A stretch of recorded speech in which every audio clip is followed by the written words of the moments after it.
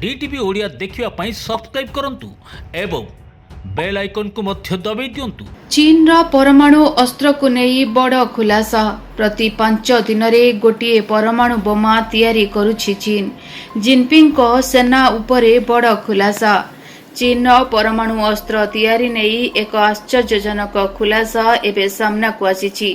सूचना अनुसार चीन प्रति 5 दिन में गोटे परमाणु बोमा तैयारी करुछि, जहा विश्व पई एक बड़ चिंतार विषय होई पारे। एही खुलासा अमेरिकार फेडरेशन ऑफ अमेरिकन साइंटिस्ट करो एक रिपोर्ट रु सामना को आसीछि, जेउथिरे कहा जाउछि जे चीन एबे 600 रु अधिक परमाणु अस्त्र तैयारी करि सारिछि एवं आगामी दिन रे एहाकु 1500 पर्यंत वृद्धि करिबार लक्ष्य भी रखिछि। जिनपिंग को सेनारे असंतोष एवं भ्रष्टाचार। चीन राष्ट्रपति सी जिनपिंग को सेना और कम्युनिस्ट पार्टी भितरे असंतोष एवं भ्रष्टाचार अभियोग मध्य सामना को आसीछि।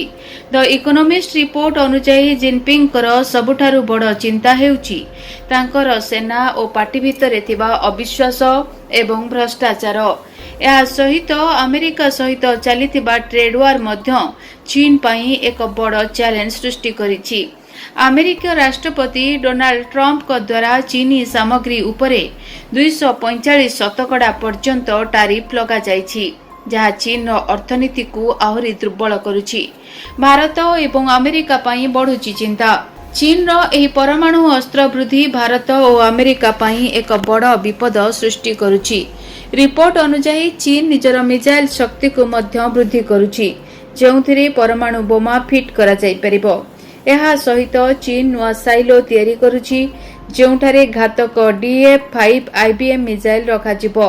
एही साइलो एवं मिसाइल विश्व सुरक्षा पई एक बड़ चैलेंज हेबो बोली विशेषज्ञ माने आशंका करुछन्ति।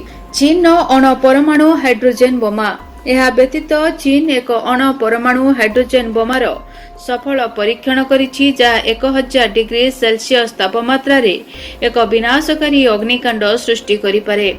एही बोमा परमाणु सामग्री व्यवहार न करी मध्य विपुल क्षयक्षति घटाई पारे, जहा चीन सामरिक शक्ति को आहुरी वृद्धि करुछि। पाकिस्तान सहित चीन संपर्क। चीन पाकिस्तान को मध्य परमाणु अस्त्र, युद्ध पोत, विमान एवं मिसाइल तैयारी रे सहायता करुछि। पाकिस्तान चीन सबुठु बड़ अस्त्र आमदानीकार देश होइछि। एही संपर्क भारत पई मध्य चिंतार कारण हेउछि, कारण पाकिस्तान चीनी अस्त्र व्यवहार करी भारत उपरे आक्रमण करिबार चेष्टा करिछि। सारा विश्व पई चैलेंज। चीन एही परमाणु अस्त्र बुद्धि एवं सामरिक शक्ति विश्व सुरक्षा पई एक बड़ चैलेंज सृष्टि करुछि।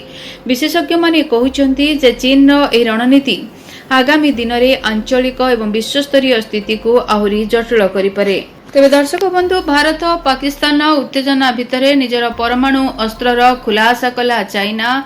विश्व रे पड़िला चहल। चाइना पाखरे विश्व रे अनेक विपदपूर्ण अस्त्र रहिछि।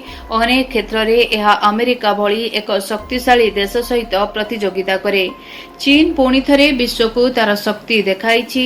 प्रथम थर पई से एहार परमाणु अंत महादेशीय बालिस्टिक क्षेपणास्त्र DF-5B र शक्ति देखाइछि।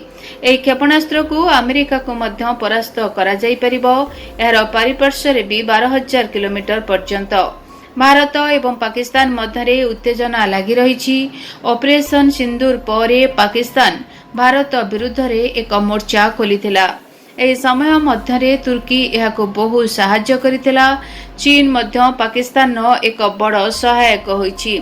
भारत पाक उत्तेजना मध्य चीन तार परमाणु क्षेपणास्त्र शक्ति देखाइछि। एहार DF-5B क्षेपणास्त्र परीक्षण को बहुत ही गोपनीय रखा जाइतिला, किंतु वर्तमान यह समस्तक सामने सूचना रखिछि। DF-5B अमेरिका रे पहुंची पारे। सेना चिन्हट वेबसाइट अनुसार यह 12000 किलोमीटर दूरता विशिष्ट एक क्षेपणास्त्र अटे। अमेरिका सहित पश्चिम यूरोपीय देशगुड़िक मध्य एहार पारिपार्श्व को आसीपारे।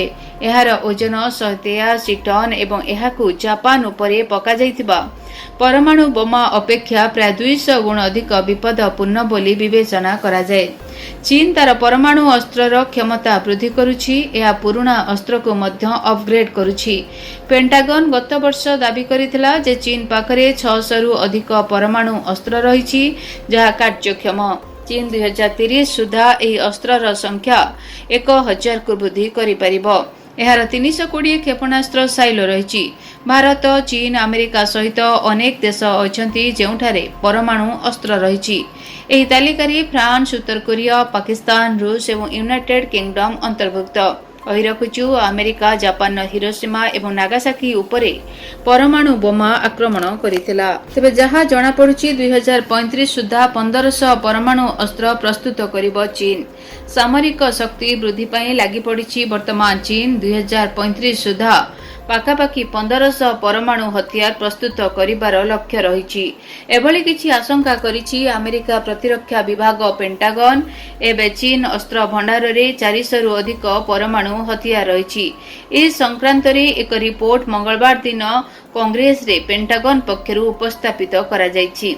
रिपोर्ट रे कहा जायछि आसंता दशक रे निजर सामरिक शक्तिर आधुनिकरण करिबा, अस्त्र शस्त्रर संख्या वृद्धि पई बेजिंग लक्ष्य रखिछि। पेंटागन रिपोर्ट रे आउरी कहा जायछि चीन स्थल, समुद्र एवं आकाश रे परमाणु अस्त्रर सफल प्रयोग किपरि करिबो सेथि नै निरंतर उद्यम जारी रखिछि। 2021 रे बेजिंग तार परमाणु शक्ति वृद्धि पई उद्यम आरंभ करि दैछि। 2035 सुधा लक्ष्य हासिल करिबा पई उद्यम जारी रखिछि। जदि एही धारा लागि रुहे तेबे 2035 बेलको चीन अस्त्रागार रे 1500 रु अधिक परमाणु हथियार ठूल होई सारिथिबो बोली पेंटागन कहिछि। अंतर्जातीय स्तर रे जातीय शक्तिर वृद्धि एवं विस्तार करिबा पई ଏହା ହେଉଛି ଚୀନର ଏକ ରଣନୀତି ବୋଲି ଜଣେ ଅଧିକାରୀ କହିଛନ୍ତି। Bureau report DTV Odia. ଯଦି ଆପଣଙ୍କ ଜୀବନରେ ବ୍ୟକ୍ତିଗତ ପାରିବାରିକ ସମସ୍ୟା, କର୍ମକ୍ଷେତ୍ର ନିଯୁକ୍ତି, ବୈବାହିକ ସମସ୍ୟା, ବାସ୍ତୁ ଦୋଷ ଏବଂ ମାଲି ମକଦ୍ଦମା ଆଦି ସମସ୍ୟା ଥାଏ ତାହେଲେ ସମସ୍ୟାର ସମାଧାନ ଓ ପରାମର୍ଶ ପାଇଁ ଆମକୁ ଯୋଗାଯୋଗ କରନ୍ତୁ। ଜ୍ୟୋତିର୍ବିଦ doctor Bhabani Shankar Mahapatra, Budheswari colony, plot number 26, Bhubaneswar.